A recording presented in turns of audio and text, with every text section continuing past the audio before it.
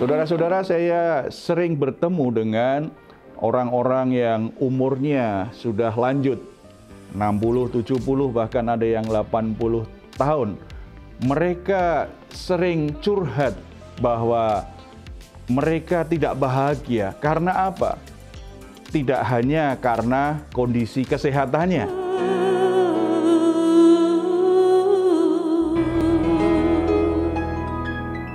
Salam, care lover yang dikasihi oleh Tuhan, apa kabarnya? Kiranya semua dalam keadaan berbahagia, bersuka cita, dan lebih indah lagi kalau bisa berkumpul bersama-sama dengan keluarga di rumah.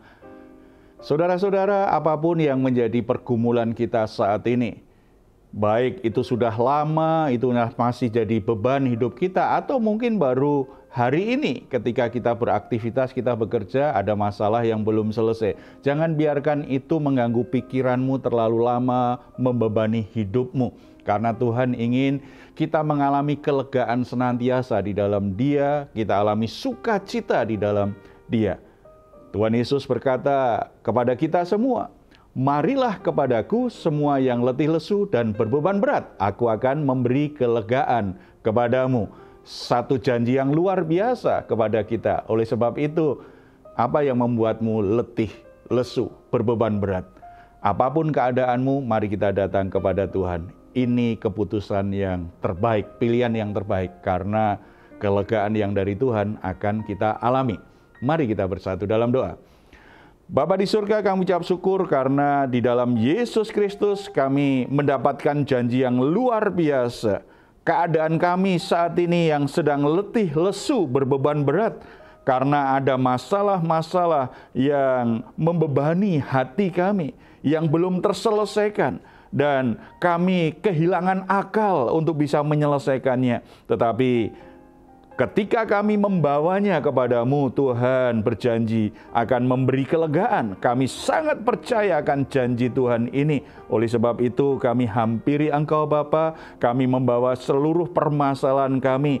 Kami sangat percaya sebagaimana Tuhan sudah menyatakan kasih-Mu yang sempurna kepada kami untuk menyelamatkan kami orang berdosa.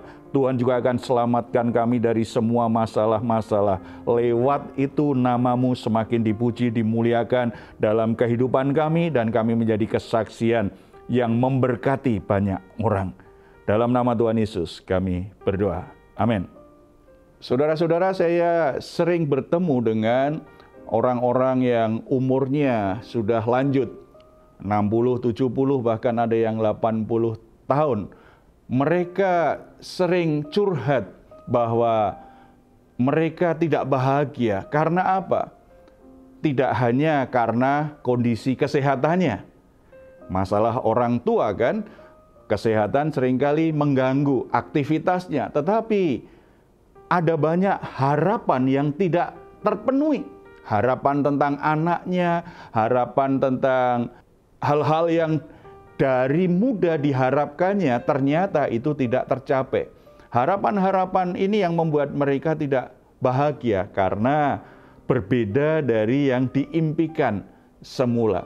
Cuma pertanyaannya adalah, apakah nilai kehidupan seseorang baru ada ketika apa yang diharapkan semuanya tercapai? Tentu saja tidak. Dan orang-orang tua ini, kalau saya ajak sharing lebih lanjut, juga mengeluhkan bagaimana nanti kalau saya dipanggil Tuhan, apakah saya sudah seperti yang Tuhan inginkan? Bagaimana anak saya? Bagaimana cucu saya? Apakah hidup saya sudah bermakna sebagaimana Tuhan inginkan? Saudara-saudara, saat ini kita akan merenungkan firman Tuhan. Bagaimana manusia bisa sampai pada titik ketika Tuhan panggil, maka itu adalah peristiwa yang bernilai, sebuah kematian yang bernilai, karena sepanjang hidupnya dia lalui dengan hal-hal yang bernilai juga, bermakna sebagaimana Tuhan rancang. Kita akan belajar dari Musa, bagaimana Musa sepanjang hidupnya dan akhir hidupnya, kematiannya punya nilai yang luar biasa. Kita akan membaca Ulangan. Ulangan pasal 34. Kalau kita belajar Ulangan pasal 34 ini, kita akan menemukan beberapa fakta tentang Musa. Kita tahu bahwa Musa bertumbuh di istana Firaun. Berarti Musa ini mendapatkan pendidikan yang sangat baik di masa mudanya.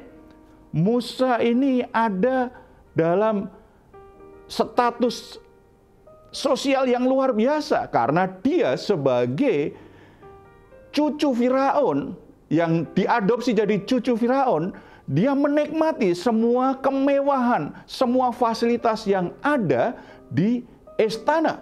Tetapi ternyata yang membuat hidupnya bernilai bukan karena dia pernah tinggal di istana.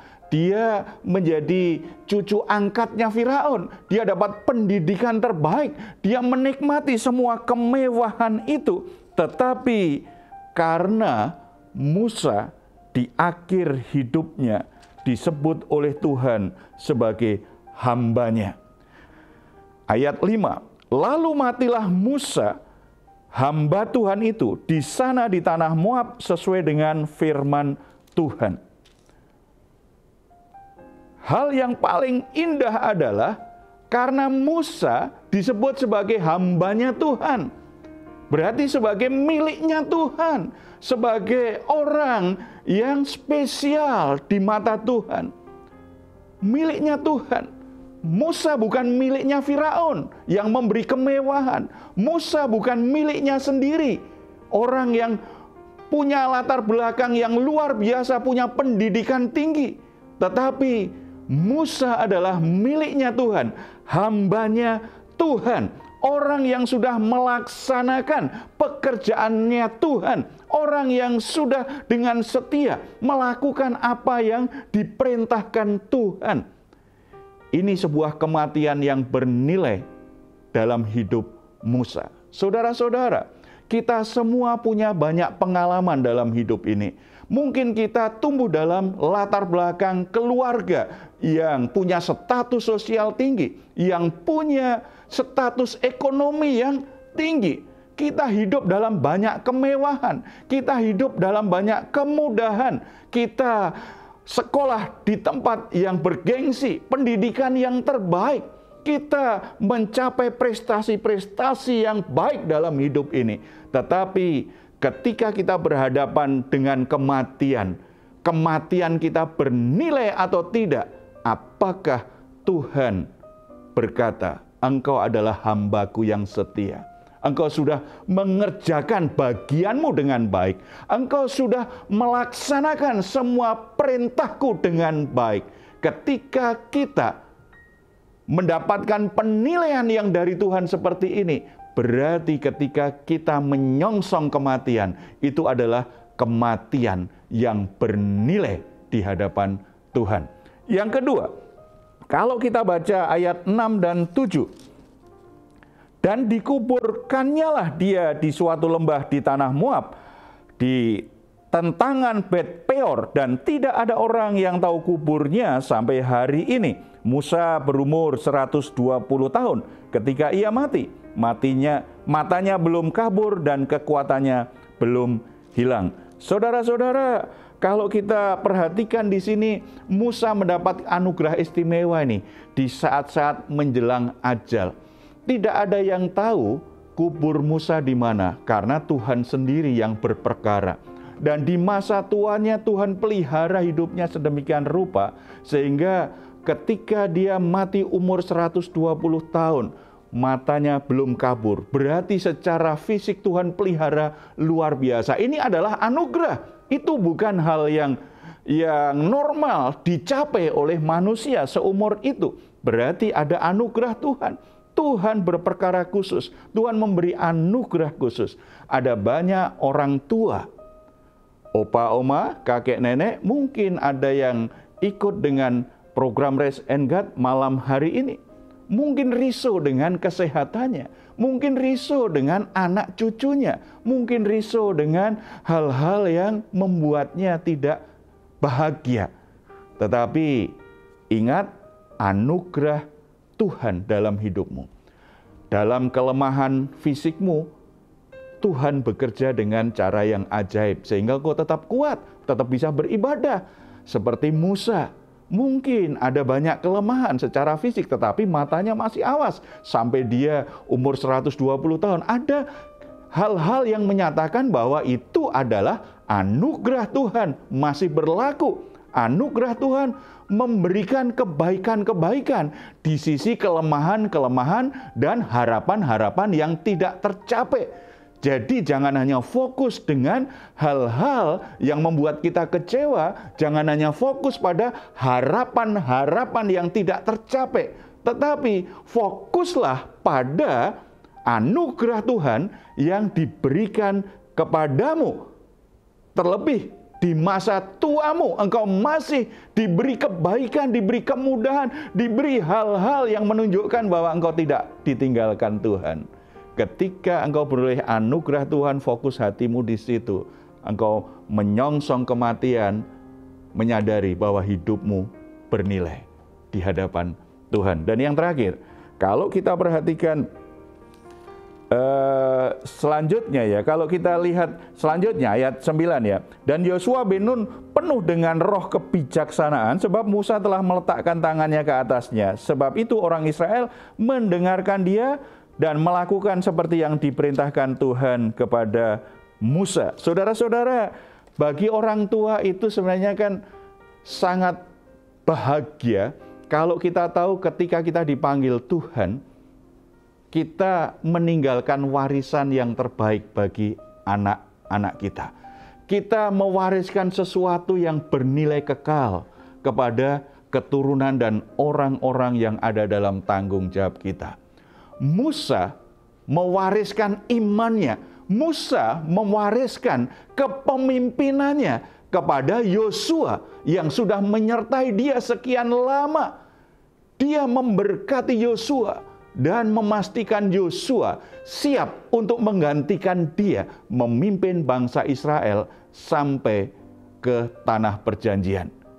Musa karena pernah berbuat salah, kena disiplin Tuhan, tidak boleh masuk tanah perjanjian. Dia hanya bisa melihat dari jauh.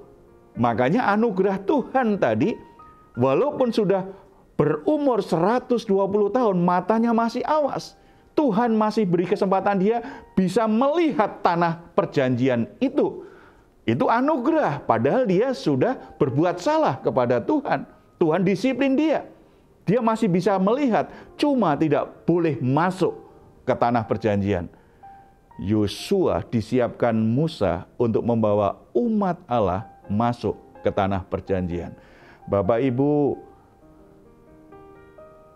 kakek nenek atau opa oma saat ini, apa yang akan kau wariskan kepada anak cucumu? Para pemimpin, apa yang engkau wariskan kepada orang-orang yang engkau pimpin?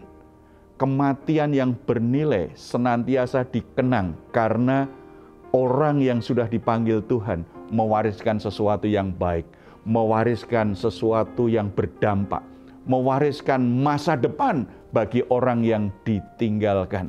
Oleh sebab itu, pergumulan terbesar bagi orang-orang yang berusia lanjut mestinya bukan sekedar kesehatan, bukan sekedar anak cucunya tidak seperti yang dia harapkan, tetapi memastikan kalau waktunya tiba Tuhan panggil, aku sudah mewariskan kehidupan yang jadi teladan. Aku sudah mewariskan imanku kepada anak cucuku. Aku sudah mewariskan kepemimpinan dengan baik, sehingga pelayananku, pekerjaanku, dan keturunanku semuanya tetap ada di jalan Tuhan, tetap ada dalam jalur berkat-Nya Tuhan.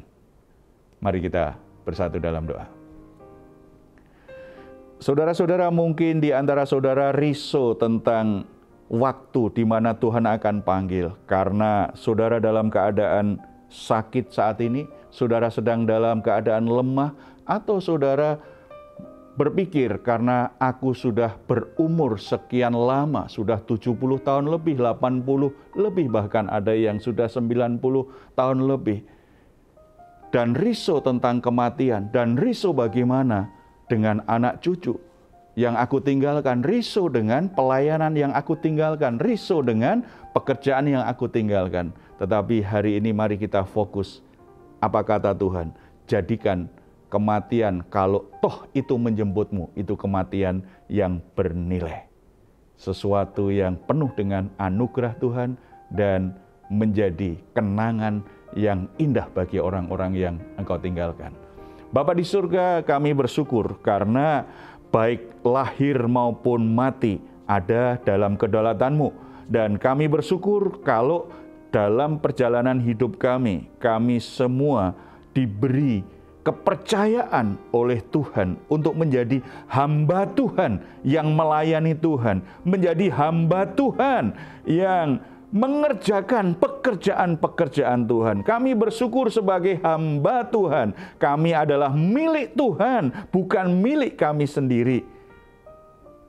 Berarti ada sebuah kepastian bahwa hidup kami tidak akan kemana-mana. Ketika kami meninggalkan dunia ini, berarti kami kembali kepada Engkau, Sang Pemilik kehidupanku. Bapa di surga, ajar kami semua, terutama bagi opa, oma, bagi kakek, nenek yang sedang risau dengan kelemahan tubuhnya, risau dengan kesehatannya, dan merasa tidak bahagia karena keadaan anak cucunya tidak seperti yang diharapkan. Tetapi biarlah hari ini firman-Mu mengobarkan kembali harapan dan kebahagiaan sukacita di hatinya, karena mereka mengingat betapa banyak anugerah Tuhan sudah diberikan kepada mereka. Sesuatu yang baik, sesuatu yang melampaui kemampuan mereka untuk memilikinya, kemampuan mereka untuk mengerjakannya.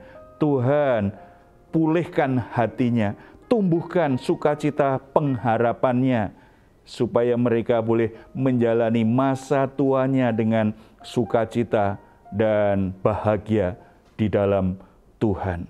Tuhan, tolong setiap orang tua untuk bisa mewariskan sesuatu yang baik, mewariskan imannya, mewariskan teladan hidupnya, mewariskan nilai-nilai yang benar, yang memancarkan nilai-nilai ilahi di tengah-tengah dunia ini.